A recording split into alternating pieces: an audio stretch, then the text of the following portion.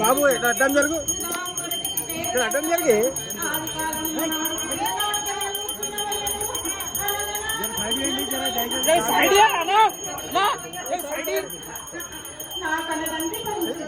నువ్వు అడ్డం రాకు.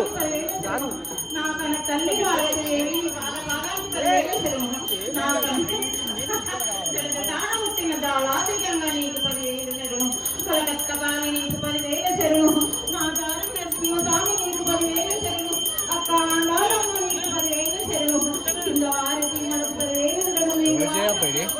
చెరువు అందరికీ ఆకాశం.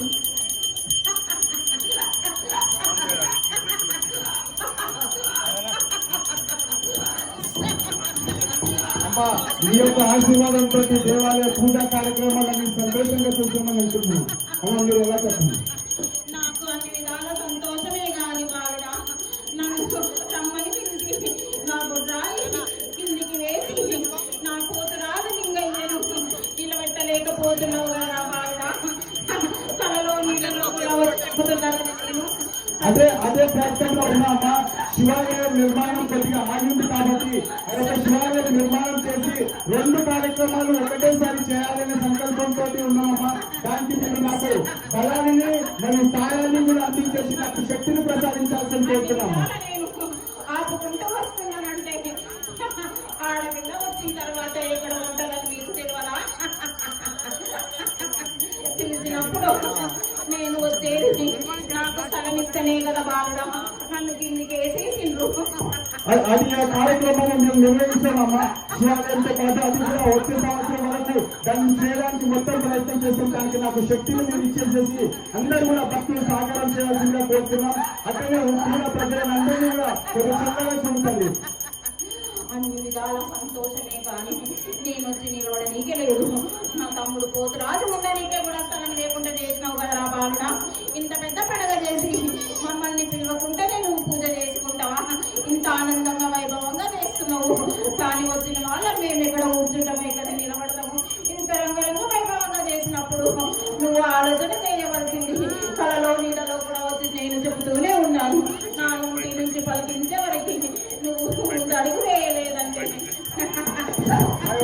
కార్యక్రమాన్ని నేను నిర్వహిస్తాను. తల్లి మీ యొక్క ఆశీర్వాదంతో ఆ కార్యక్రమాన్ని దేవాలయ కమిటీ అందరం కూడా సౌకర్యంతో నిర్వహిస్తుంది. నీకు సంతోషం చేస్తాము. నేను గడ్డ మీద ఉన్నా కాబట్టి నా ప్రజలందరినీ కాపాడుకుంటూ వస్తే మళ్ళీ ఉంచుతా. కానీ మీరు చేసుకుంటున్న పాపాలకి మీకు తప్పదు వాళ్ళ శిక్ష. ఎవరేమి అన్నా ఎవరు ఏమి చేసినా కానీ ఆలోచన చేయకుండా ముందుకు వెళ్ళి అడిగేసేటట్టు నేను మీకు ఆజ్ఞాపిస్తున్నా.